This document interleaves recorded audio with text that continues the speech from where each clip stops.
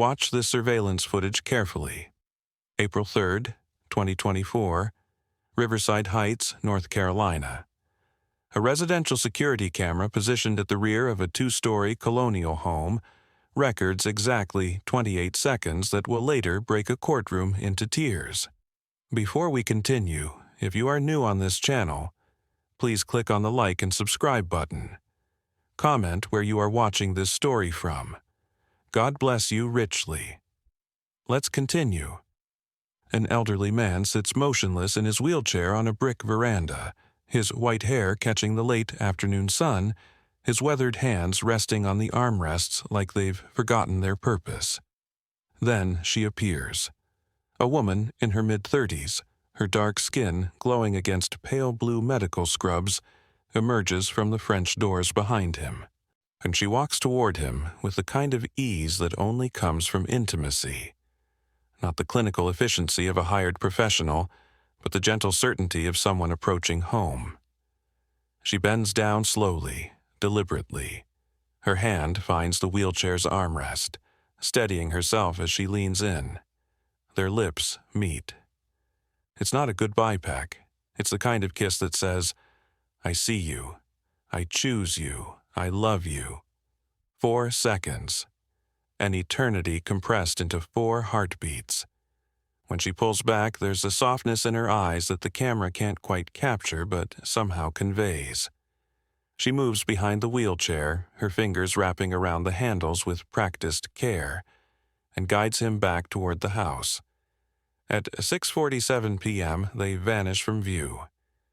This is the final time anyone sees Michelle Crawford alive.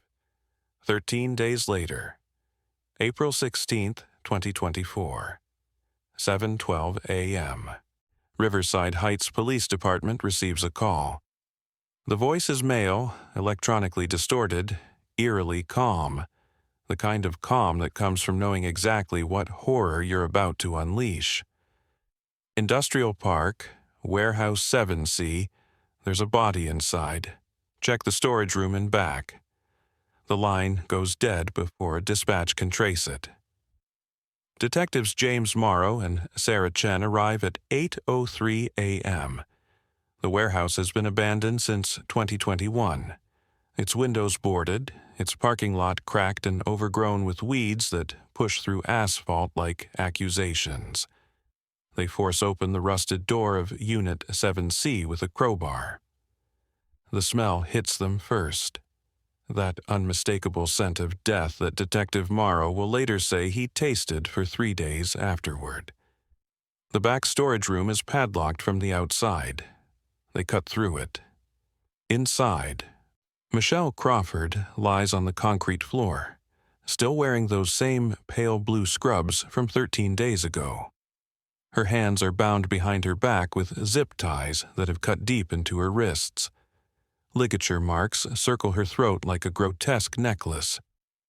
Her eyes are half open, staring at nothing, and Detective Chen will testify that in that moment, she saw not just a victim, but a person. Someone who laughed, who loved, who had woken up 13 days ago with no idea that her final breath was hours away. Michelle had been dead the entire time the city searched for her. While her face appeared on news broadcasts and missing person posters, while her elderly patient sat by his window waiting for her to return, while her sister called her phone 247 times, she had been here, in this cold, dark room, already gone.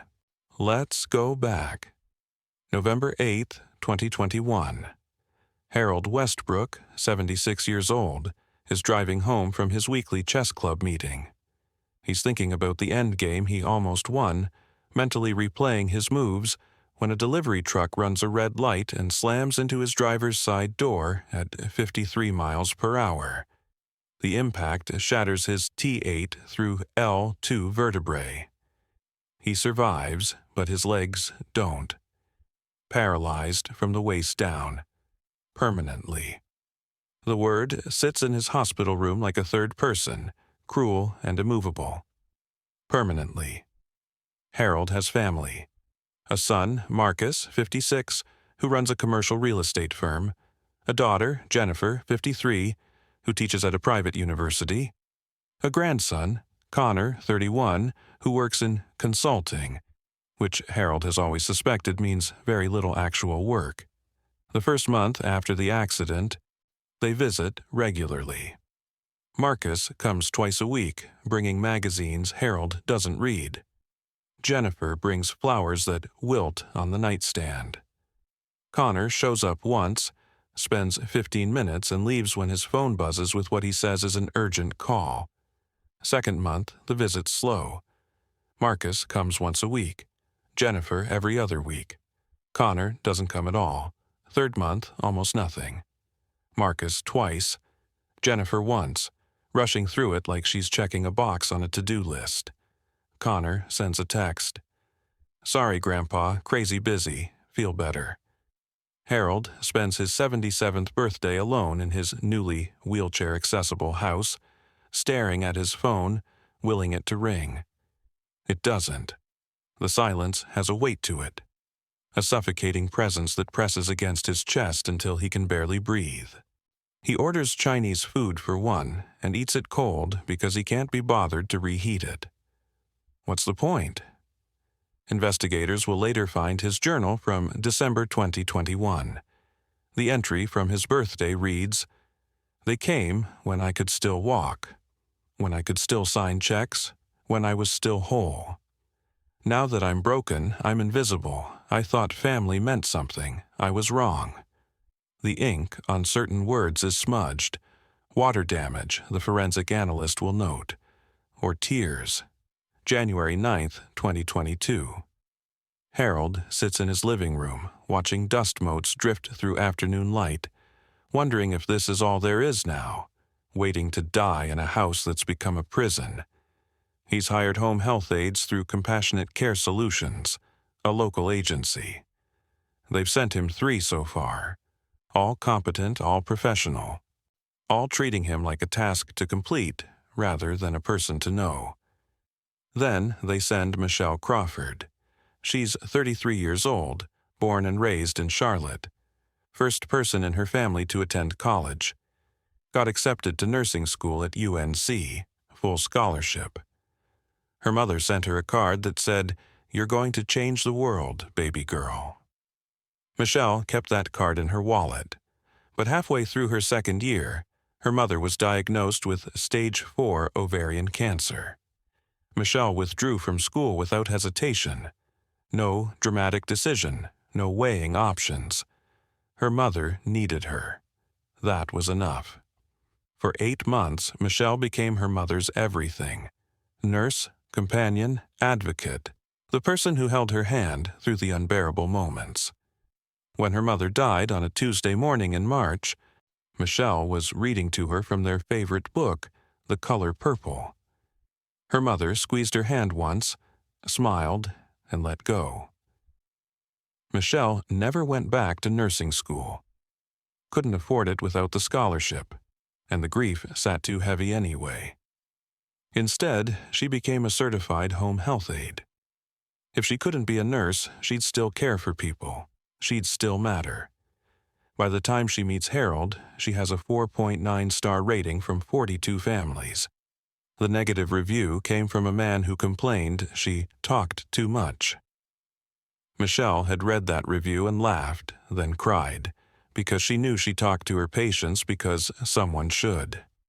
She arrives at Harold's house on a gray January morning. Knocks twice. Lets herself in with the key the agency provided. Harold sits in his wheelchair by the bay window, staring at his neighbor's yard. He doesn't turn when she enters, doesn't acknowledge her. He's given up on people, on connection, on the idea that anyone might see him as more than a medical case number. Michelle sets down her bag, studies him for a moment, then asks, "Mr. Westbrook, what's your favorite meal? Not what's easy to make or what's on your diet plan. What's the meal you'd cook if you could stand in your kitchen again? The one that feels like home?" Harold turns slowly. Someone is asking what he wants. Not what he needs medically, not what's most convenient. What he wants. His voice cracks when he answers. My late wife's chicken pot pie, she made it every Sunday. Haven't had it since she died 6 years ago. 3 days later, Michelle arrives with grocery bags. She sets up the ingredients at counter height, arranges everything so Harold can reach from his wheelchair. They make it together, his hands shaking as he mixes the filling, her hands steadying his when he falters, both of them laughing when flour dusts across his shirt. When they sit down to eat, Harold takes one bite and starts crying. Not quiet tears, deep, shuddering sobs that come from a place he'd locked away. Michelle doesn't tell him it's okay or try to stop him. She just reaches across the table and holds his hand while he breaks. "First time I've felt alive," he whispers, "since the accident." Over the next 18 months, Michelle becomes more than Harold's caregiver. She learns he loves jazz, Coltrane, Monk, Fitzgerald. She brings her modest record collection, plays A Love Supreme during his physical therapy sessions. She discovers his passion for poetry, finds his collection gathering dust, Neruda, Yeats, Mary Oliver. Every afternoon at 3 o'clock, she reads to him while he closes his eyes and remembers who he used to be. She takes him places, not just doctor's appointments, but places. Art museums where she wheels him through galleries, describing paintings in vivid detail.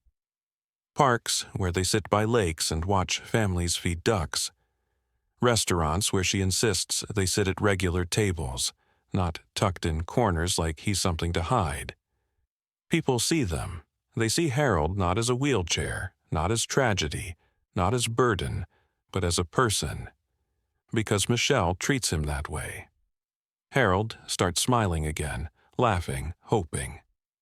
One evening in August 2022, Harold asks quietly, "Why do you waste your time with a broken old man?"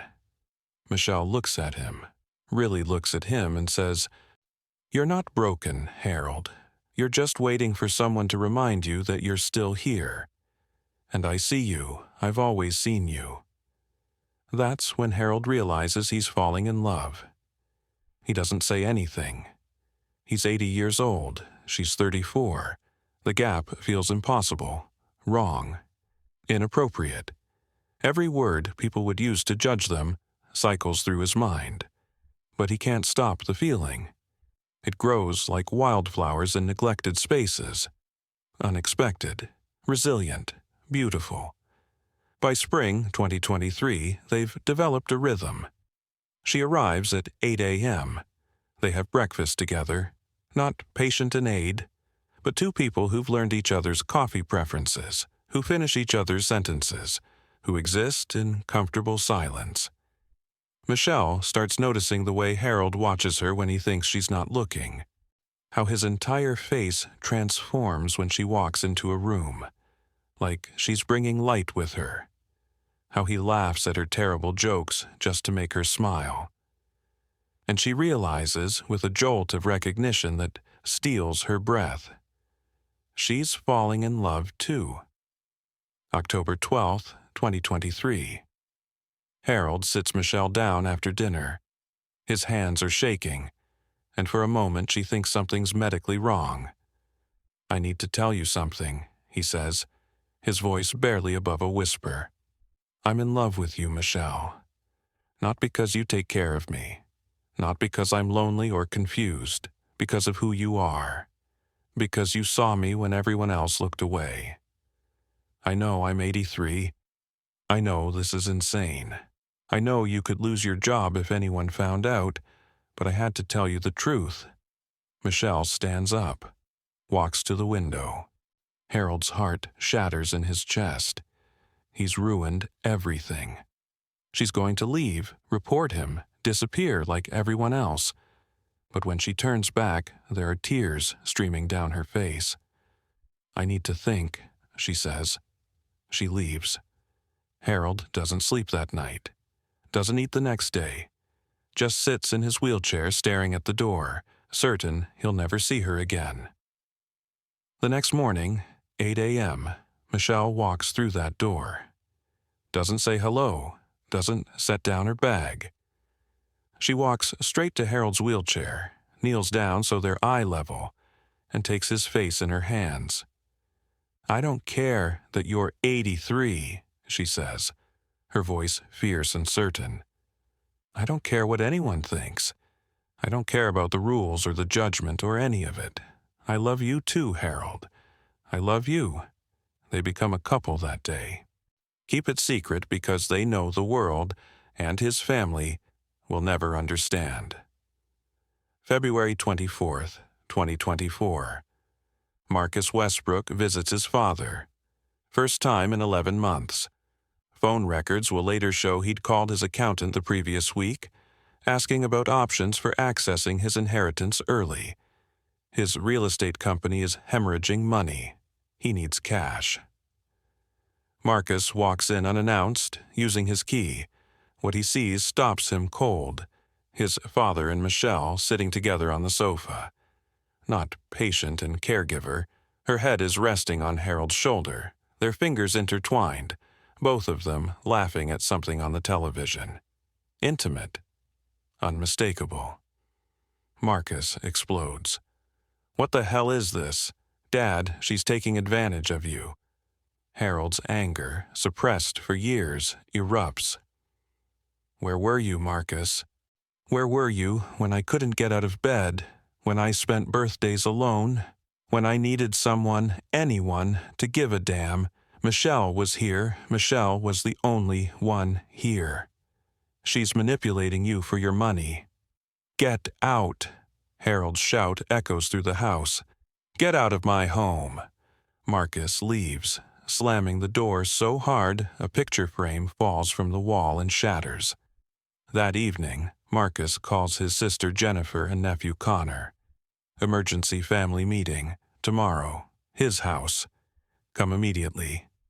February 25th, 2024.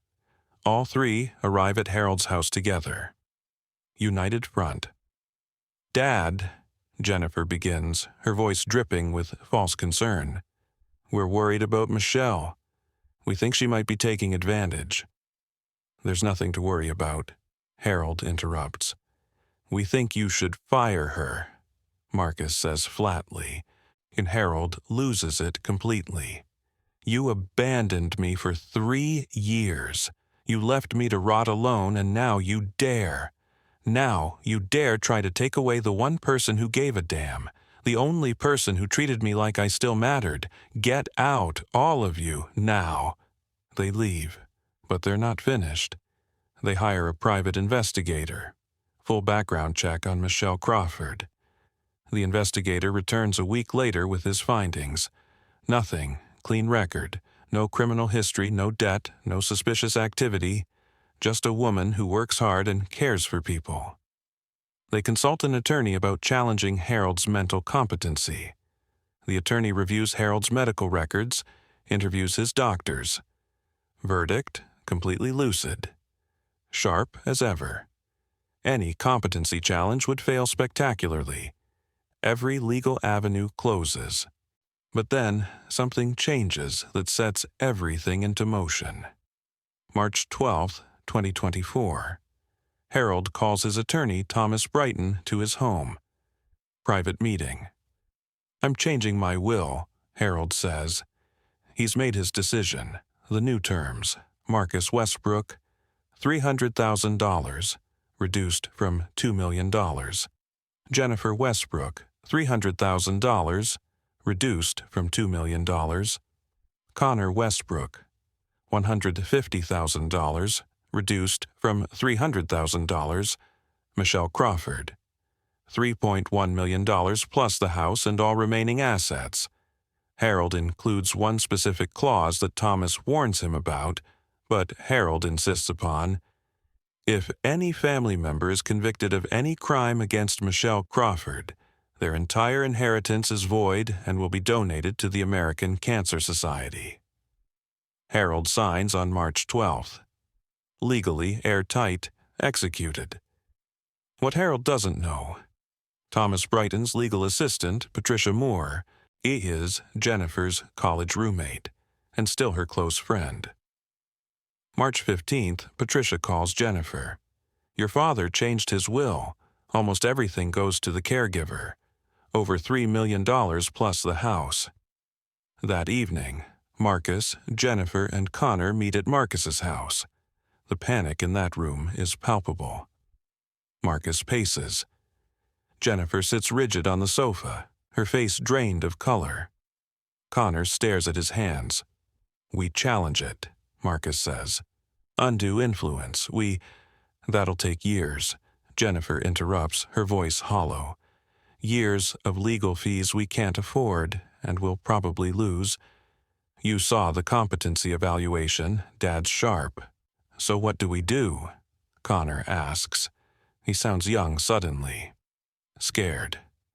Long silence. Marcus's voice drops to barely a whisper.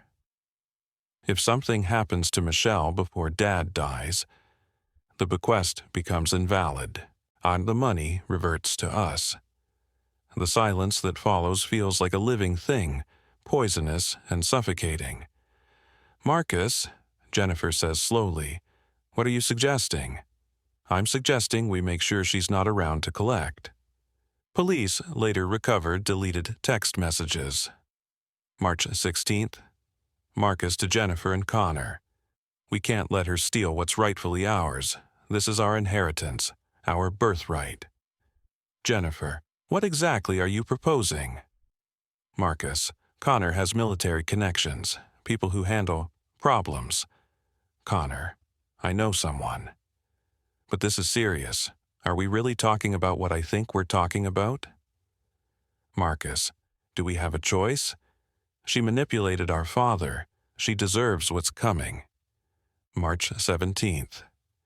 Connor calls Derek Stone, former Marine, dishonorably discharged after an assault incident in 2019. Derek brings in his associate, Luis Martinez. Both have done work like this before. Dark work, untraceable work. Price, $65,000. Half up front, half after. Bank records show Marcus withdraws $32,500 in cash on March 18th. Another $32,500 on March 20th. Derek and Luis begin surveillance on Harold's house on March 19th.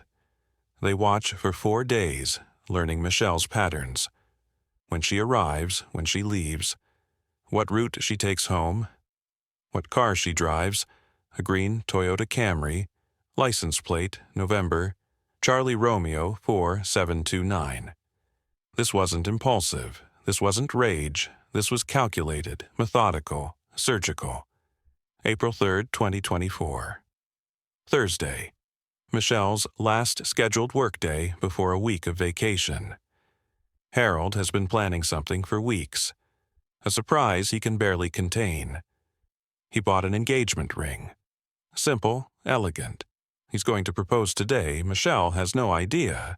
She also has no idea that Derek and Luis have been watching the house for 4 days, that they've rented a white cargo van with stolen plates, that they're parked 3 blocks away, waiting. 10:47 a.m. Marcus texts Connor. Today, make it happen. Connor responds. Already in motion. 8 a.m., Michelle had arrived for what she thought was a normal day. Breakfast with Harold, scrambled eggs, turkey bacon, toast with strawberry jam. Harold tries to flip a pancake from his wheelchair and fails spectacularly. Batter splatters across the stove. They both laugh until they're breathless, and Harold thinks, This is what happiness feels like. The day passes in their familiar rhythm. Physical therapy. Jazz. Today it's Billie Holiday. Conversation about everything and nothing. Harold's childhood. Michelle's dreams of eventually going back to school. Whether autumn or spring is better. They agree to disagree. Around 6:30 p.m., as golden hour light floods through the windows, they decide to sit outside on the veranda. Beautiful evening. Unseasonably warm for early April. The security camera activates with motion. 6:34 p.m. Watch this carefully. Watch it and understand what you're seeing. Not a caregiver and patient, but two people who found each other in the wreckage of loneliness and built something true. Michelle pushes Harold's wheelchair onto the brick veranda. They talk about dinner plans, about the book she's reading to him, about small, beautiful nothings. She's smiling, radiant in the evening light. Harold says something that makes her laugh, that full-bodied laugh he lives for. Then she walks around to the front of the wheelchair. This is the moment. Michelle bends down slowly, places her hand on the armrest for balance, and kisses him. Not a peck goodbye. A kiss that says, "I choose you, every day, forever." 4 seconds. Harold's hand comes up, trembling slightly, and touches her cheek. His thumb brushes across her skin like he's memorizing the feel of her. Neither of them knows the camera is recording. This is just two people in love, stealing a moment of tenderness in a world that's tried to convince them they don't deserve it. Michelle straightens, and there's so much softness in her eyes it's almost painful to witness. She moves behind the wheelchair, grips the handles, and guides him back toward the house. At 6:35 p.m., they disappear from view. This 28-second clip will be played in court 7 months later. When the jury watches it, 3 jurors will cry. The prosecution will use it to prove that Michelle and Harold weren't caregiver and patient engaging in elder abuse. They were two people in genuine, mutual love. Real, true, worth killing for, apparently. Inside the house, Michelle helps Harold settle into his recliner, his favorite spot. She tells him she's heading home, needs to run some errands, get ready for her week off. Harold asks her to stay for dinner. "Please, I have something I want to talk about." She can't tonight, she says, but she'll see him tomorrow. First day of her vacation, and they're planning to spend it together. Maybe drive to the coast, watch the sunrise. "Tomorrow," Harold says, smiling. The ring box sits in his desk drawer, waiting. "Tomorrow," Michelle promises. She gathers her things, kisses Harold goodbye. A longer kiss this time because something in her chest feels tight, anxious, though she can't name why. She brushes it off. Michelle leaves at 6:47 p.m., walks to her green Toyota, drives away from the only place that's felt like home in years. Derek and Luis are parked 3 blocks away, waiting.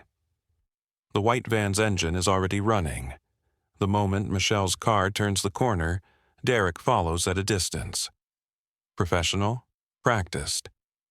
Michelle drives toward downtown Riverside Heights. She needs groceries, planning to cook Harold's favorite meals next week during her time off. Maybe try that new recipe for maple-glazed salmon. At 7:04 p.m., she pulls into the grocery store parking lot. Parks toward the back, away from the main entrance. Quieter. Fewer people. She prefers it that way. Less chaos after a long day. That's what they'd counted on. She gets out, pops the trunk, reaches for her reusable shopping bags. The white van pulls up fast. Too fast. Screeching tires on asphalt. 2 men jump out. Derek grabs Michelle from behind before she can scream.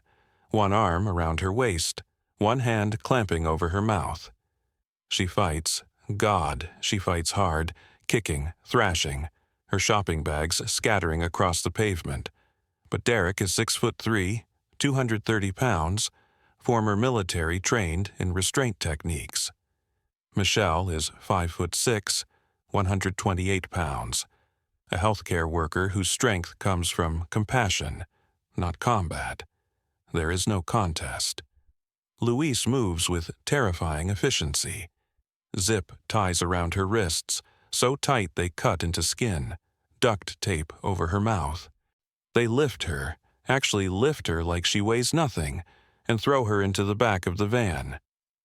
38 seconds, start to finish. A grocery store employee, a kid named Tyler, who's supposed to be gathering shopping carts, hears something. Looks over, sees a white van speeding away, tires squealing. Thinks it's weird. Almost reports it. Doesn't write down the plate number.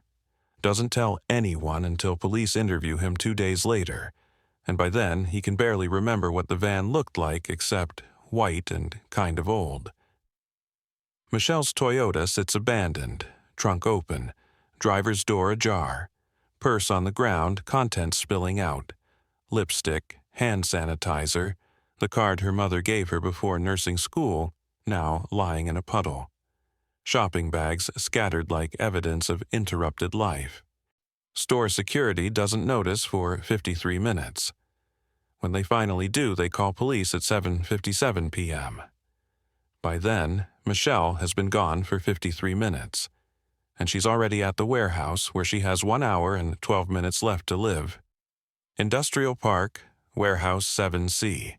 Abandoned since the pandemic. No security, no cameras, no witnesses. Just rusted metal and broken windows and the kind of silence that exists when hope dies. Derek parks the van at the rear entrance. They carry Michelle inside.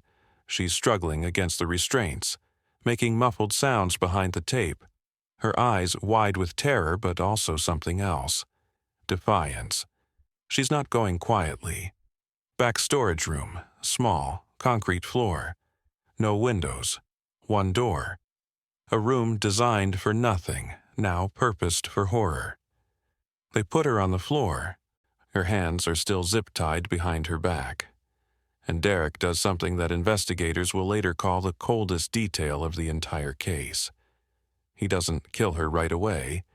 He talks. He crouches down next to her. And, in a conversational tone, like he's discussing the weather, he tells her why she's there. Harold's family paid us to make you disappear. It's not personal, it's business. You were in the way of $3 million and they couldn't let you have it. So here we are. Michelle's eyes. God, her eyes.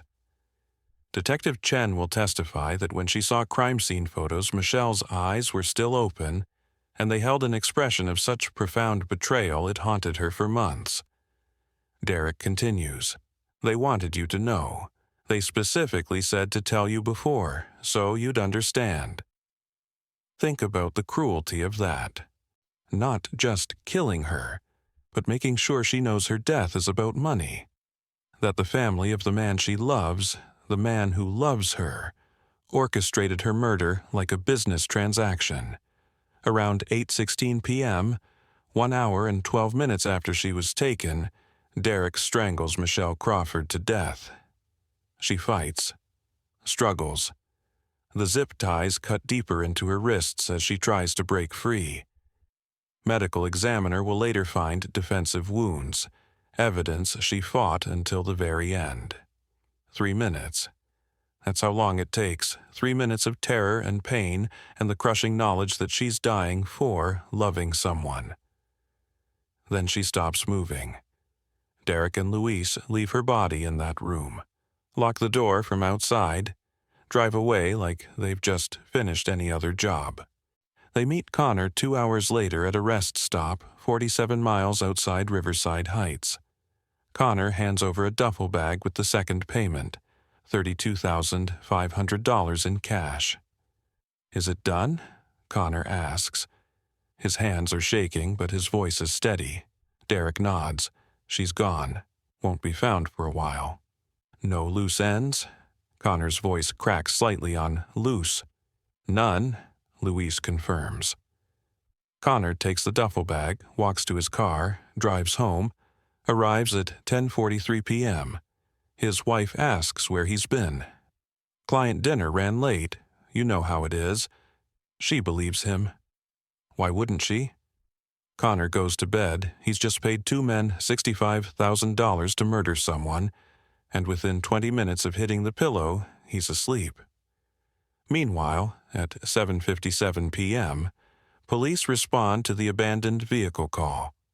They find Michelle's purse. Phone inside, fully charged.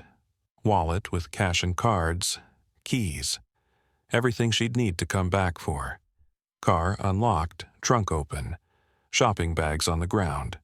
Clear signs of struggle, skid marks from shoes on asphalt, her sunglasses crushed beneath a rear tire. Within 3 hours, police issue an alert. 35-year-old black woman, 5'6", last seen wearing pale blue scrubs, abducted from grocery store parking lot. If anyone has information, they interview Harold that night.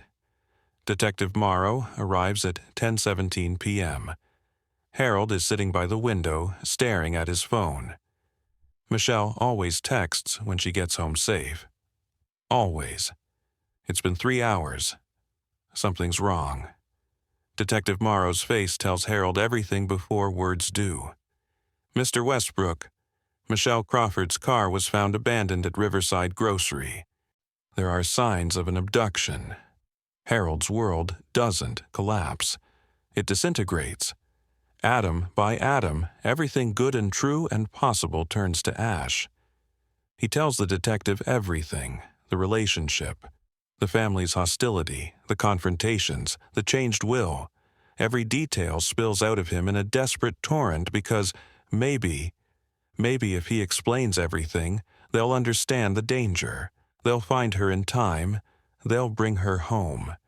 Detective Morrow takes careful notes, brings in Marcus, Jennifer, and Connor for questioning.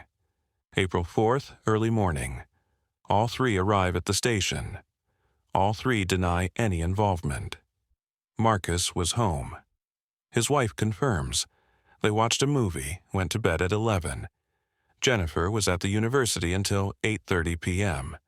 Security logs confirm her keycard exit. Colleagues saw her. Connor was at a client dinner. Has the credit card receipt. Has the name of the restaurant manager who remembers seeing him. Alibis check out. Police have no evidence, no witnesses beyond the kid who barely saw the van. No cameras in that section of the parking lot. Days pass, then a week, no body, no ransom demand, no contact. Michelle Crawford has simply vanished, like she was never there at all. Harold stops eating, stops sleeping, stops speaking except to ask detectives if there's news. He sits in his wheelchair by the window, staring at the door, waiting for Michelle to walk through it, knowing she won't but unable to accept it. He keeps her favorite coffee mug on the counter. Unwashed. Still has a faint lipstick mark on the rim. April 16th, 7:12 a.m. The call? Detectives Morrow and Chen arrive at Warehouse 7C at 8:03 a.m. Force open the door, cut the padlock on the back storage room. There she is, Michelle, dead for 13 days while the whole city searched. While Harold waited. While her sister called her phone until the battery died. Detectives process the scene. DNA from the zip ties. Fingerprints on the door handle. Fiber evidence. But the breakthrough comes when Detective Chen asks about the warehouse itself. Who owns this property? Property records show Westbrook Properties, LLC, Marcus's company, the commercial real estate firm that's been hemorrhaging money for 2 years. Marcus has keys to every property in his portfolio, including this warehouse, which has been vacant since 2021. That changes everything. Detectives get warrants, phone records, bank records, text message recovery. The evidence is devastating. March 17th, 10:34 p.m. Connor calls Derek Stone. 8-minute conversation. March 18th, Marcus withdraws $32,500 cash from 3 different banks. March 20th, Marcus withdraws another $32,500 cash. April 3rd, 6:42 p.m. Connor texts Derek, "Target leaving now, green Toyota, plate NCR-4729. That's Michelle's exact license plate, sent 7 minutes before she left Harold's house. Connor was watching the house. Or had someone watching. Investigators track the white van. Rental records show it was rented April 1st with a fake ID, but security footage from the rental location shows Luis Martinez picking it up. He returns it April 5th, 2 days after Michelle's abduction. Forensics examines the van before it's cleaned. They find traces of Michelle's DNA, fibers matching the zip ties used to bind her hands, particles of concrete dust matching the warehouse floor. Derek and Luis are identified through databases. Both have military records. Both served with Connor in the same unit, deployed together in Afghanistan 2016 to 2017. These weren't random hired killers. These were Connor's friends. April 27, 2024. Simultaneous arrests. Marcus Westbrook, first-degree murder, conspiracy to commit murder, solicitation of murder. Jennifer Westbrook, conspiracy to commit murder, accessory. Text messages prove she knew and didn't stop it. Connor Westbrook, first-degree murder, conspiracy, kidnapping, solicitation of murder. Derek Stone, first-degree murder, kidnapping, murder for hire. Luis Martinez, first-degree murder, kidnapping, murder for hire. All 5 plead not guilty. Their attorneys argue circumstantial evidence, no confession, no direct proof Marcus ordered the hit. The text messages are ambiguous. The money could have been for anything. Trial is set for November 4th, 2024. November 4th, 2024, the trial begins. Prosecution presents their case methodically.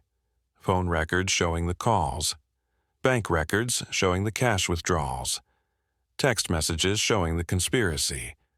Forensic evidence from the van. DNA from the warehouse. And the CCTV footage. Day 8 of the trial, the prosecution plays the surveillance footage. The courtroom goes silent as those 28 seconds fill the screen. Michelle walking toward Harold, bending down, the kiss, the tenderness. Harold's hand on her cheek, her smile, the wheelchair rolling toward the house. When it ends, you can hear people crying. 3 jurors, the court reporter. Harold, sitting in the gallery in his wheelchair, makes a sound, half sob, half keening, that Detective Chen will later say was the sound of a human heart breaking in real time. The prosecution rests their case. This wasn't a caregiver manipulating a vulnerable elderly man. This was 2 people who found love in impossible circumstances. And for that love, for daring to be happy, Marcus Westbrook and his family conspired to have Michelle Crawford murdered. Not for justice, not for protection, for money. Defense argues their case. Circumstantial evidence, reasonable doubt, no direct proof of coordination. But on day 14, Connor cracks. His attorney negotiates a deal. Full testimony against the others in exchange for life with possibility of parole after 35 years. Connor takes it, takes the stand. The courtroom is packed, standing room only, and Connor tells everything. He testifies that Marcus proposed the plan on March 15th, said the only way to stop Michelle from stealing their inheritance was to eliminate her before Harold died. That Jennifer agreed immediately. That Connor reached out to Derek, someone he trusted from his military days. Derek brought in Luis. They asked for $65,000. Connor provided Michelle's information, her license plate, her schedule, her address, her photograph. Derek and Luis conducted surveillance for 4 days, learned her patterns, found the vulnerability, parking in the back of the lot, away from cameras and crowds. Connor sent the text on April 3rd at 6:42 p.m., signaling that Michelle was leaving Harold's house. Derek and Luis followed her to the grocery store. Connor met them at the rest stop at 10:30 p.m. Derek told him, "It's done, she's gone. I won't be found for weeks." Connor paid them the second half. $32,500 in cash handed over in a duffel bag like they'd just completed any other business transaction. "Did you feel anything?" the prosecutor asks. "When Derek told you Michelle Crawford was dead," Connor's voice is barely audible, "I felt relieved that it was over, that we'd protected what was ours." "What was yours?" the prosecutor repeats. "Money. You felt relieved that a 35-year-old woman was murdered so you could inherit money." Connor doesn't answer. The jury deliberates for 6 hours. Guilty, all counts, all defendants. December 9th, 2024, Sentencing Day. Marcus Westbrook. Life without possibility of parole. Jennifer Westbrook. 30 years. Eligible for parole after 20. Derek Stone. Life without possibility of parole. Luis Martinez. Life without possibility of parole. Connor Westbrook. Life with possibility of parole after 35 years. Judge Patricia Hernandez reads her statement before sentencing. "This court has seen many cases of greed, but rarely such calculated cruelty. You did not kill Michelle Crawford in passion or rage. You planned her death like a business meeting. You hired professionals. You paid in installments. And when it was done, you went home and slept peacefully, while a woman who had committed no crime except loving your father lay dead in a warehouse you owned. Michelle Crawford dedicated her life to caring for others. She showed your father dignity when you showed him abandonment. She gave him love when you gave him loneliness. And for that, you sentenced her to death. You will spend the rest of your lives in prison knowing that you killed an innocent woman for money you will never receive." Court adjourns. But here's what destroys everything. December 9th, 2024. The same day, 6 hours after sentencing, Harold Westbrook dies. The hospice nurse who was with him, a woman named Patricia who'd been caring for him since Michelle's death, later testifies that Harold had stopped speaking after the trial ended, stopped responding to questions, stopped eating, just stared at the photograph he kept on his nightstand. Michelle smiling, holding a bouquet of sunflowers he'd ordered for her birthday. The night he died, around 11:47 p.m., Harold spoke one complete sentence. Patricia was checking his vitals when his eyes suddenly focused. Clear, present, like he'd been somewhere far away and finally found his way back for just a moment. He looked at Patricia and said, "I waited 84 years to find real love. My son took it away in 28 seconds. Then his heart stopped. Patricia tried to resuscitate him, but Harold was gone. The medical examiner rules it heart failure. Natural causes, stress-induced cardiomyopathy, literally a broken heart. The will. Because Michelle predeceased Harold, her bequest is void. Under normal circumstances, her portion would revert to the family, but Harold's clause activates. If any family member is convicted of any crime against Michelle Crawford, their entire inheritance is void and will be donated to charity. Marcus, convicted. Inheritance void. Jennifer, convicted. Inheritance void. Connor, convicted. Inheritance void. The entire $3.9 million estate goes to the American Cancer Society, in memory of Michelle's mother. The family murdered Michelle for money. They received nothing. They lost everything. And two people who dared to love each other are dead. But there's something from the trial transcripts that should terrify you. During Derek Stone's interrogation, 3 days after his arrest, Detective Morrow asked, "Have you done work like this before? Families hiring you to eliminate people?" Derek looked directly at the camera, smiled, said, "You'd be surprised how often families kill for inheritance. This isn't unusual.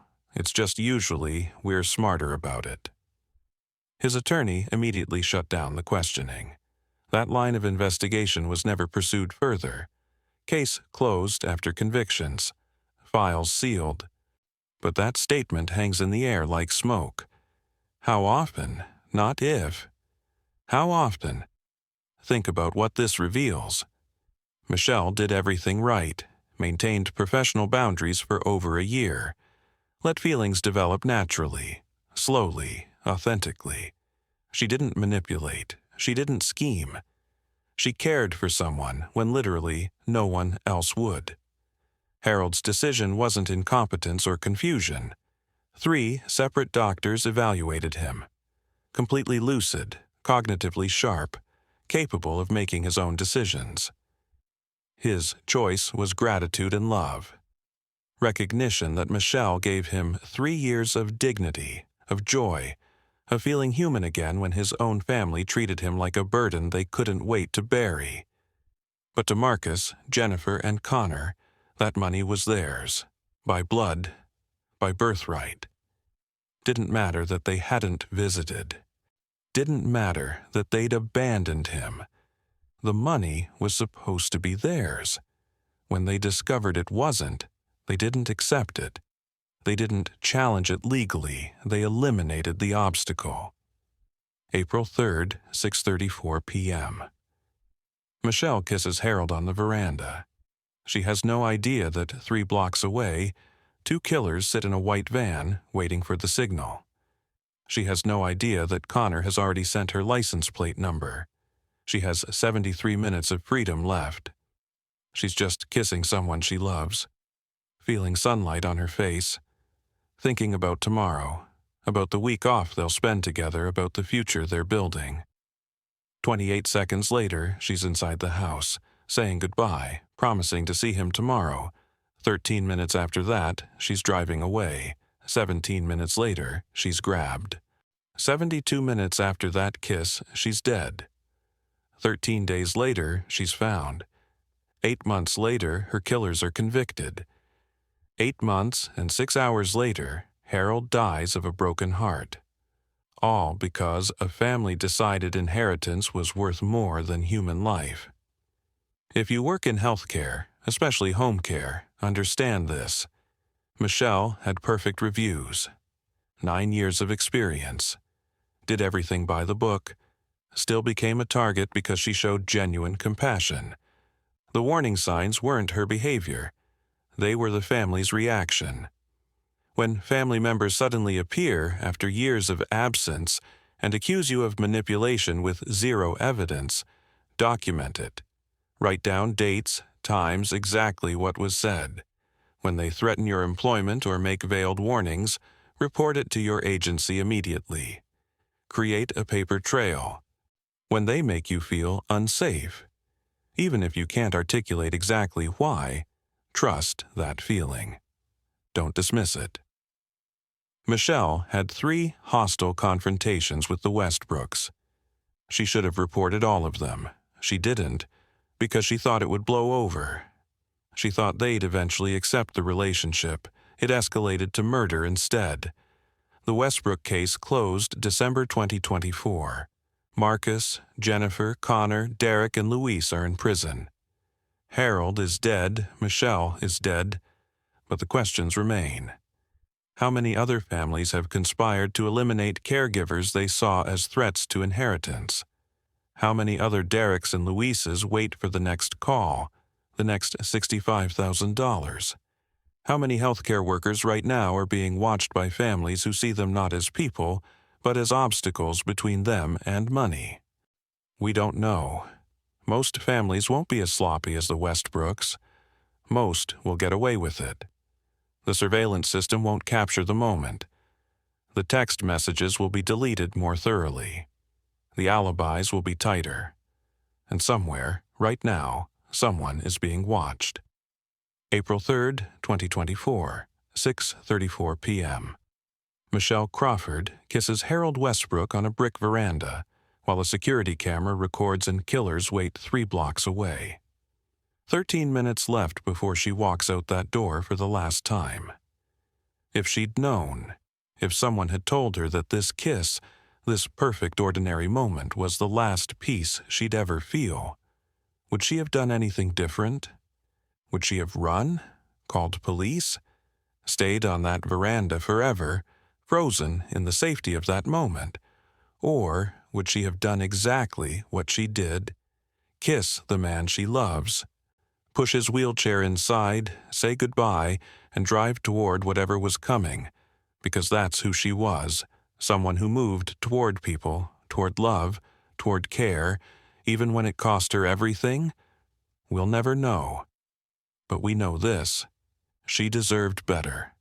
Harold deserved better. And if you work in healthcare, if you care for vulnerable people, if you've ever wondered whether kindness is worth the risk, vary your routines. Don't park in the same spot every day. Don't leave at the same time. Don't establish patterns that make you predictable. Don't assume family members are safe just because they're family. Some of the most dangerous people wear the mask of legitimate concern. Document every hostile interaction, every accusation, every threat, every moment that makes you uncomfortable. Create evidence that can't be denied. Trust your instincts. If you feel watched, threatened, or unsafe, report it immediately. Don't wait. Don't rationalize it away. Michelle had those feelings. She ignored them. It cost her everything. Don't let her death be meaningless. Let it be a warning.